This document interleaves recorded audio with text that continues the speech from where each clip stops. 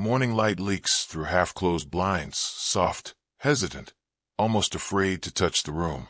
A figure sits on the edge of their bed, still in last night's clothes. The city hums beyond the window, cars, laughter, motion, but inside, everything is paused. They stare at their reflection, not in the mirror, but in the glass, that faint, ghost-like version of themselves superimposed on the moving world outside.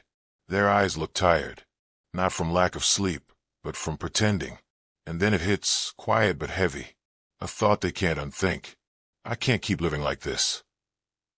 They don't know what this means exactly.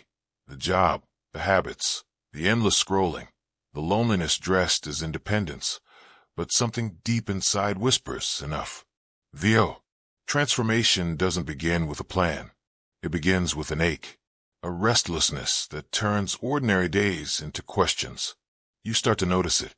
How your laughter sounds forced, how your routines feel mechanical, how even joy feels borrowed. Something's off. Something's missing. And maybe it's not the world that's wrong. Maybe it's the version of you that's still trying to survive in a story that's already over. It's not enlightenment that wakes you up. It's exhaustion, the soul-deep kind that no amount of sleep can fix. The moment you realize that comfort has quietly become your cage, that's where transformation begins. Not in light, but in the shadows of your own discontent. In that whisper that says, there's more to me than this. Psychology insight. Psychologists call this moment cognitive dissonance, when who you are and who you believe you could be finally collide. It's the mind's alarm, a signal that your life has drifted away from your values. At first, it feels like chaos, but that tension is sacred. It's proof that your awareness is expanding, because change doesn't start when life gets better. It starts when denial breaks. Life doesn't fall apart all at once. It unravels in whispers. A text left unread. A friend growing distant for reasons you can't explain. A job that once gave you pride now only leaves you hollow. The camera follows them through quiet moments, staring blankly at an inbox, turning down invitations, crying softly in the shower where no one can hear. They scroll through old photos, smiling faces, inside jokes, moments that used to mean everything. Their thumb hovers, then they start deleting. Old messages, old clothes, old versions of themselves. The closet empties, the phone quiets, the room feels bigger and lonelier. VO. Before transformation, there's always collapse. The identity you built to survive begins to crumble, piece by piece, quietly, mercilessly. You start letting go, not out of strength, but necessity. Friendships fade, goals dissolve. Even your reflection feels like a stranger. And it hurts, because this isn't just loss. It's mourning the person you used to be, the one who tried so hard to be enough. But deep down, you know, you're not breaking down. You're breaking open. Because sometimes, the life you've outgrown won't end gently. It has to burn away, so you can finally see what was underneath all along. Psychology insight. In psychology, this stage is known as identity deconstruction, the process of dismantling narratives that no longer align with your truth. It often feels like chaos, but it's a necessary form of ego death, the mind releasing its old defenses and roles. According to narrative therapy, when you strip away these outdated stories, you create space for new meaning to emerge. This collapse isn't the end of you. It's the clearing where your real self finally has room to breathe. The light fades, and the city hum softens into background static. They walk through empty streets, no music in their ears, no messages lighting up their phone. Just footsteps echoing against quiet concrete. Shops close. The world keeps moving, but slower now, like it's holding its breath. They pass familiar places. The cafe they used to love. The friend's window they used to wave at. Everything looks the same, yet feels foreign. Like the world has quietly moved on without them.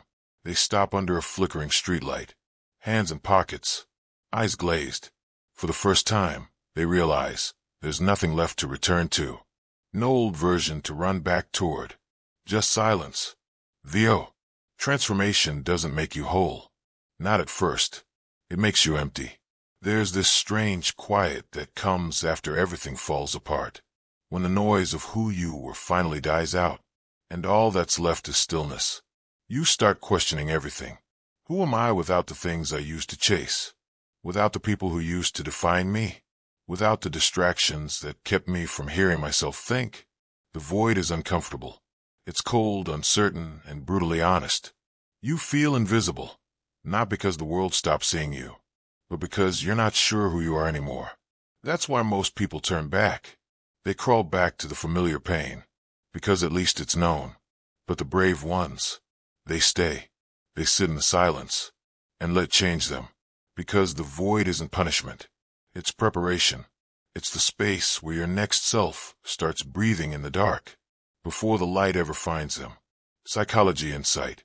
Anthropologist Victor Turner called this stage liminality, the threshold between identities.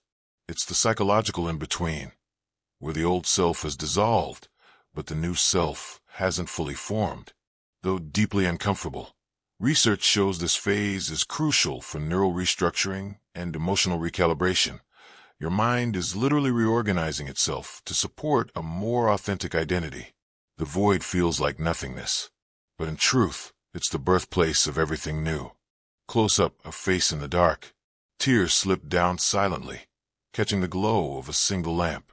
Flashbacks flicker between breaths. Childhood loneliness. Words that cut too deep. Doors slammed.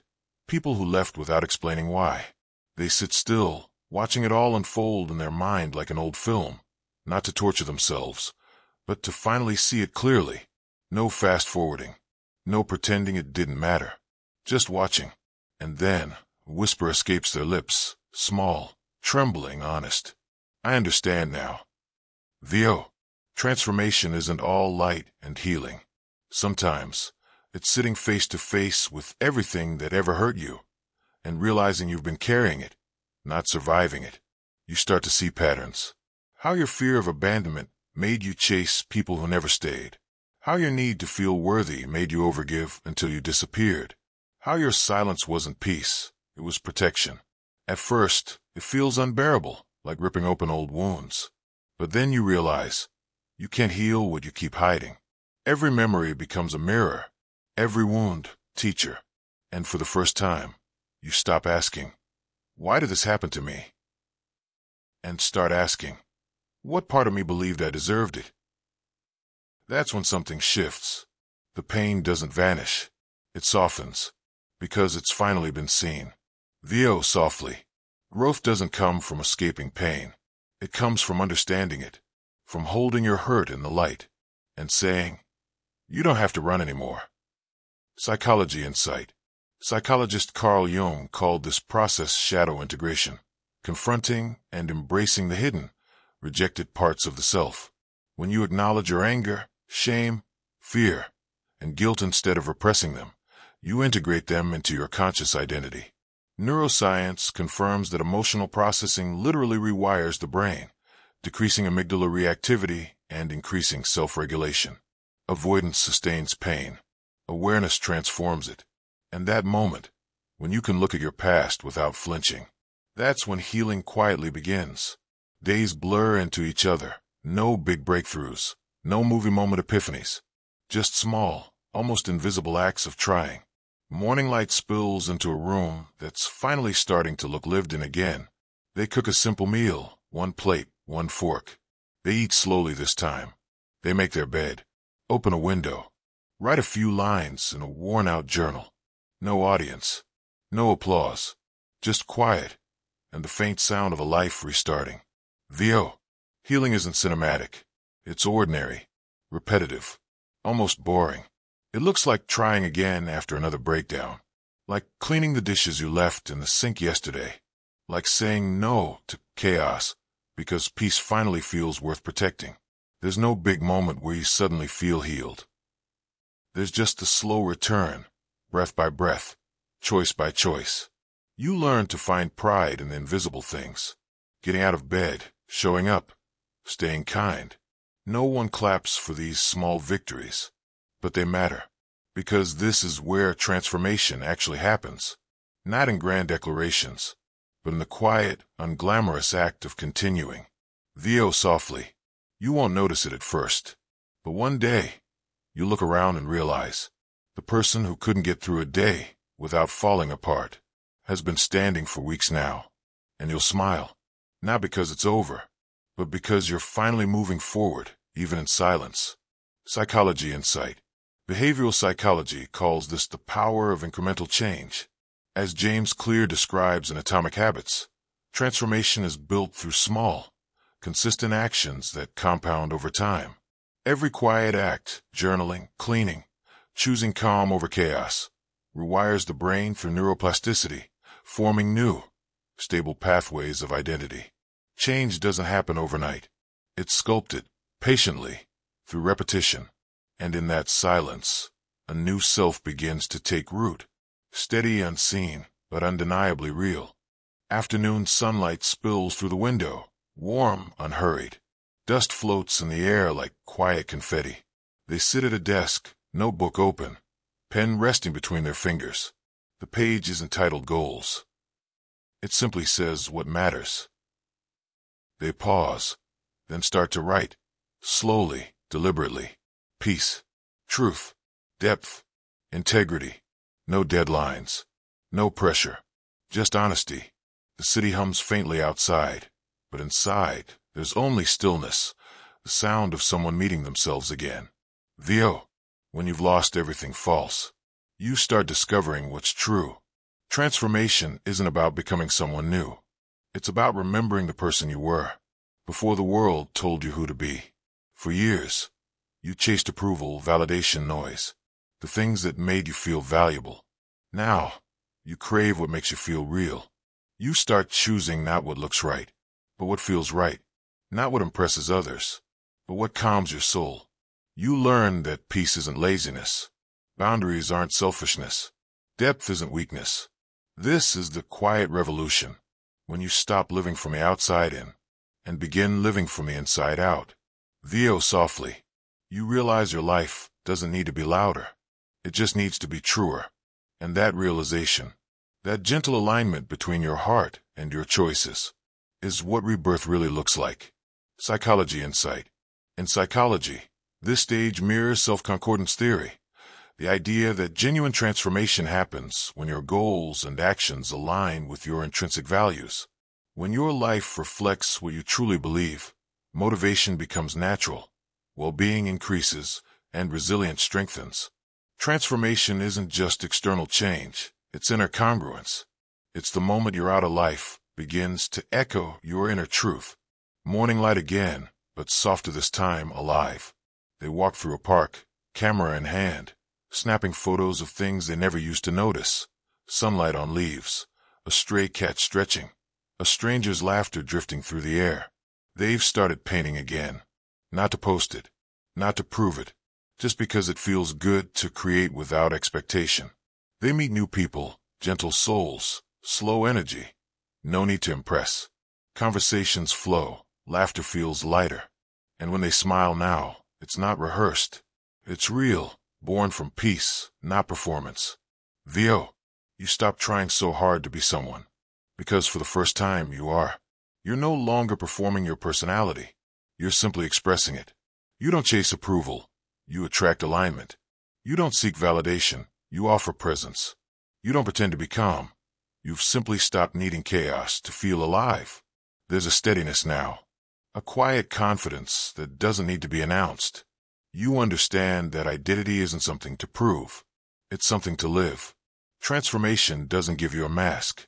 It removes one, layer by layer, story by story, until you meet the version of yourself that was waiting underneath all along. Theo, gentle. This isn't a new you. It's just you, without the noise. Psychology Insight. This phase represents identity reconstruction, a process often seen in post-traumatic growth. After loss or emotional collapse, people naturally rebuild their sense of self, not through external roles or approval, but through exploration, authenticity, and agency. Psychological studies show that identities rebuilt after adversity tend to be more stable and self-aware. They are less reactive, more aligned, and deeply rooted in purpose. The person you've become isn't stronger because they never broke. They're stronger because they did, and learned how to rebuild without pretending anymore. They walk down a familiar street, the one they once avoided for years. The trees are taller now, the houses quieter.